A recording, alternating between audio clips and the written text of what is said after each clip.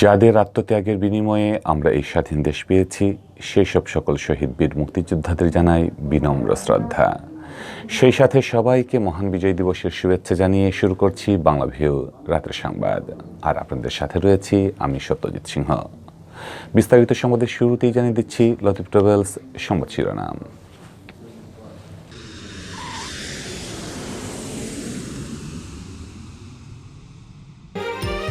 অসাম্প্রদায়িক চেতনায় সমৃদ্ধ দেশ গড়ার প্রত্যয়ে সিলেটে পালিত হল মহান বিজয় দিবস। বঙ্গবন্ধুর আদর্শে সমৃদ্ধ দেশ গঠনের শপথ পড়ালেন প্রধানমন্ত্রী।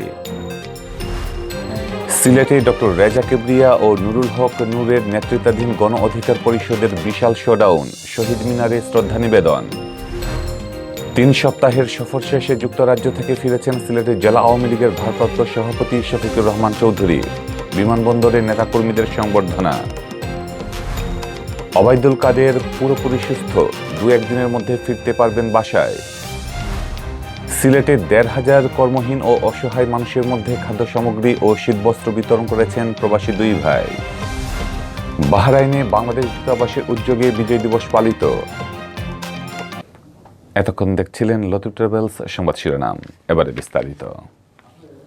অসাম্প্রদায়িক চেতনায় সমৃদ্ধ দেশ গড়ার প্রত্যয়ে সিলেটে পালিত হয়েছে মহান বিজয় দিবস। মুক্তিযুদ্ধের স্বপ্ন বাস্তবায়নের মাধ্যমে সোনার বাংলা গড়তে বিজয়ের 50 বছর পূর্তির উন্মাদনাকে কাজে লাগিয়ে নতুন প্রজন্মকে দেশপ্রেমে উদ্বুদ্ধ করতে হবে বলে মন্তব্য করেছেন শহীদ মিনারে শ্রদ্ধা জানাতে আসা মানুষ।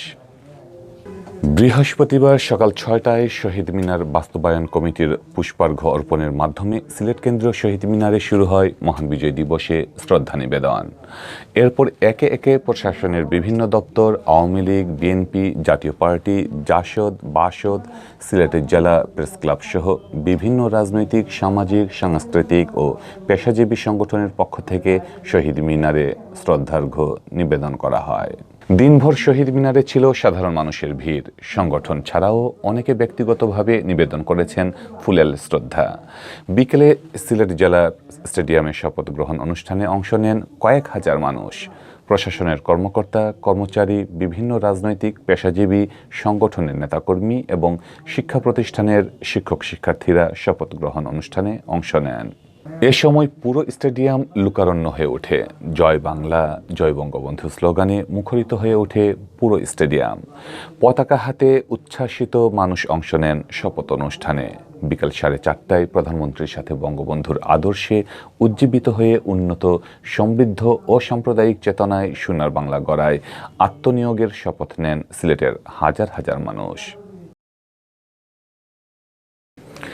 ডক্টর রেজা কিবরিয়া ও নুরুল হক নূরের নেতৃত্বাধীন নতুন রাজনৈতিক দল গণ অধিকার পরিষদ সিলেটে প্রথম শোডাউন করেছেন। বিজয় দিবসের দিন সিলেটে বিশাল বিজয় র্যালি করে তারা শহীদ মিনারে শ্রদ্ধা নিবেদন করেছে। র্যালিতে অংশ নেওয়া সংগঠনের সদস্যদের বেশিরভাগই ছিলেন তরুণ। চলতি বছরের 26 অক্টোবর গণ অধিকার পরিষদের আত্মপ্রকাশ ঘটে। সংগঠনের আহ্বায়কের দায়িত্ব নেন ডক্টর রেজা কিবরিয়া, আর ঢাকা বিশ্ববিদ্যালয়ের সাবেক ভিপি নুরুল হক নূর পান সদস্য সচিবের দায়িত্ব। এর 2 দিন পর 28 অক্টোবর সিলেট সফরে আসেন ডক্টর রেজা কিবরিয়া। হযরত শাহজালাল রহমতুল্লাহ আলাইহির মাজার জিয়ারত করে নগরীর একটি হোটেলে দলের অনুসারীদের সাথে মতবিনিময় করেন তিনি। তবে ওই দিন খুব একটা সাড়া পাননি তিনি। হাতে গোনা কয়েকজন অনুসারী হোটেলে গিয়ে তার সাথে দেখা করেছিলেন। এরপর সিলেটে সংগঠনটির কোনো তৎপরতাও দেখা যায়নি। কিন্তু গতকাল বৃহস্পতিবার বিজয় দিবসের দিন হঠাৎ করে মাঠে নামেন সংগঠনটির নেতাকর্মীরা। নগরীতে বিশাল শোডাউন করেন তারা। লাল সবুজ টি-শার্ট পরে কয়েকশো নেতাকর্মী মিলে বর্ণাঢ্য বিজয় র্যালি করেন। র্যালিতে জাতীয় পতাকা ছাড়াও জাতির পিতা বঙ্গবন্ধু শেখ মুজিবুর রহমান, মাওলানা ভাসানী, শহীদ সোহরাওয়ার্দী, এমএজি ওসমানী ও শহীদের 4 জাতীয় নেতার ছবি বহন করেন নেতাকর্মীরা। র্যালি শেষে বেলা 1:30টার দিকে তারা সিলেট কেন্দ্রীয় শহীদ মিনারে এসে শ্রদ্ধা নিবেদন করেন।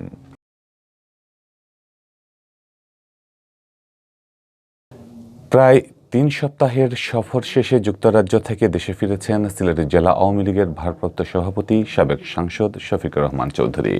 বৃহস্পতিবার সকাল 10টার দিকে বিমানযোগে ওসমানী আন্তর্জাতিক বিমানবন্দরে এসে পৌঁছান তিনি। বিমানবন্দরে দলীয় নেতাকর্মীরা শফিকুর রহমান চৌধুরীকে ফুলেল সংবর্ধনা প্রদান করেন। সংবর্ধনার জবাবে শফিকুর রহমান চৌধুরী বলেন, আজ মহান বিজয় দিবস। বাংলাদেশের জন্য এক ঐতিহাসিক দিন। বিজয়ের 50তম বছর পূর্ণ হলো আজ। এদিনে সিলেটবাসী সহ সবাইকে জানায় বিজয়ের শুভেচ্ছা।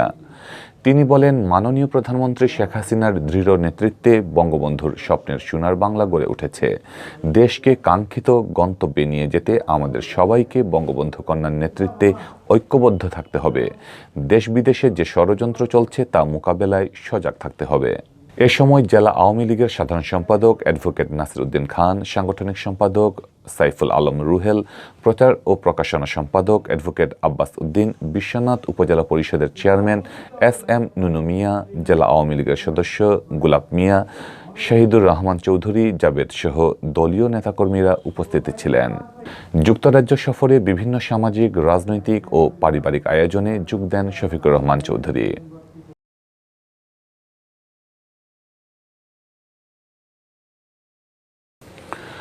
বঙ্গবন্ধু শেখ মুজিব মেডিকেল বিশ্ববিদ্যালয় হাসপাতালে চিকিৎসাধীন সড়ক পরিবহন ও সেতুমন্ত্রী এবং আওয়ামী লীগের সাধারণ সম্পাদক ওবায়দুল কাদেরের শারীরিক অবস্থা আগের তুলনায় অনেকটাই উন্নতি হয়েছে বলে জানিয়েছে তার চিকিৎসায় গঠিত 10 সদস্যের মেডিকেল বোর্ড। বৃহস্পতিবার সকালে ওবায়দুল কাদেরের শারীরিক পরিস্থিতি পর্যবেক্ষণ শেষে বিষয়টি নিশ্চিত করেন বঙ্গবন্ধু মেডিকেল বিশ্ববিদ্যালয়ের উপাচার্য ও মেডিকেল বোর্ডের প্রধান অধ্যাপক ডক্টর মোহাম্মদ শরফুদ্দীন আহমেদ। তিনি বলেন, ওবায়দুল কাদের প্রায় পুরোপুরি সুস্থ আছেন। রক্তচাপ, অক্সিজেন সার্কুলেশন সবকিছু স্বাভাবিক। এবার তার বাসায় ফেরার অপেক্ষা। আশা করছি 2-1 দিনের মধ্যেই তিনি বাসায় ফিরতে পারবেন।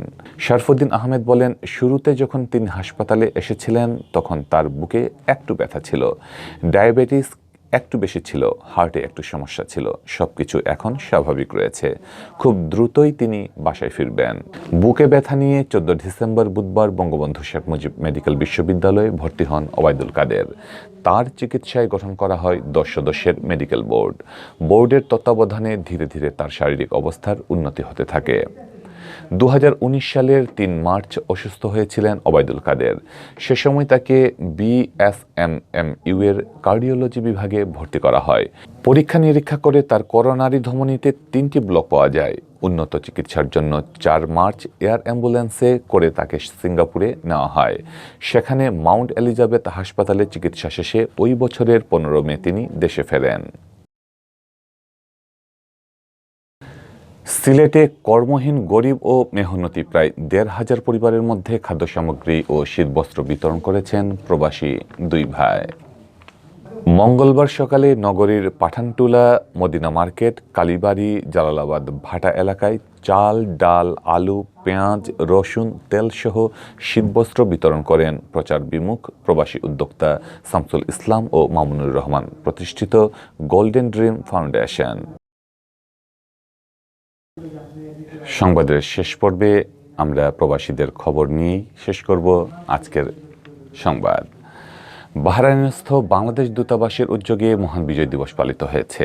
বৃহস্পতিবার স্থানীয় সময় সকাল 9টায় জাতীয় সঙ্গীত পরিবেশন ও জাতীয় পতাকা উত্তোলনের মাধ্যমে দিবসের কার্যক্রম শুরু হয়। এ সময় উপস্থিত ছিলেন বাহরাইনে নিযুক্ত বাংলাদেশের রাষ্ট্রদূত ডক্টর মোহাম্মদ নজরুল ইসলাম, দূতালয় প্রধান মোহাম্মদ রবিউল ইসলাম, শ্রম কাউন্সিলর শেখ মোহাম্মদ তৌহিদুল ইসলাম ও দূতাবাসের প্রথম সচিব মোহাম্মদ হারুনুর রশিদ সহ কমিউনিটির নেতৃবৃন্দ। বিজয় দিবসের অনুষ্ঠানের শুরুতে মুক্তিযুদ্ধে শহীদদের স্মরণে 1 মিনিট নীরবতা পালন করা হয়। অনুষ্ঠানে বিজয় দিবস উপলক্ষে রাষ্ট্রপতি, প্রধানমন্ত্রী, পররাষ্ট্রমন্ত্রী ও পররাষ্ট্র প্রতিমন্ত্রীর দেয়া বাণী পাঠ করা হয়। রাষ্ট্রদূত ডক্টর মোহাম্মদ নজরুল ইসলামের বক্তৃতার শুরুতেই গভীর শ্রদ্ধা ও ভালোবাসায় স্মরণ করেন মহান মুক্তিযুদ্ধে নিহত সকল বীর শহীদদের। তিনি বলেন, জাতির জনক বঙ্গবন্ধু শেখ মুজিবুর রহমানের আহ্বানে সারা দেশের মানুষ মুক্তিযুদ্ধে ঝাঁপিয়ে পড়েছিল। জাতির জনক নেতৃত্বে 30 লাখ শহীদের আত্মত্যাগ ও 2 লাখ মা বোনের সম্ভ্রমহানির বিনিময়ে সশস্ত্র সংগ্রামের মাধ্যমে অর্জিত হয়েছিল আমাদের মহান স্বাধীনতা। প্রবাসীদের পাঠানো রেমিটেন্স দেশের অর্থনীতিকে দৃঢ় করতে সক্ষম হয়েছে বলে তিনি সকল প্রবাসী নাগরিককে দেশের উন্নয়নের অগ্রযাত্রায় ভূমিকা রাখার আহ্বান জানান। এই ছিল এখনকার মতো সংবাদ। পরবর্তী আঞ্চলিক ভাষার সংবাদ দেখার আমন্ত্রণ জানিয়ে বিদায় নিচ্ছি। সাথে থাকার জন্য ধন্যবাদ।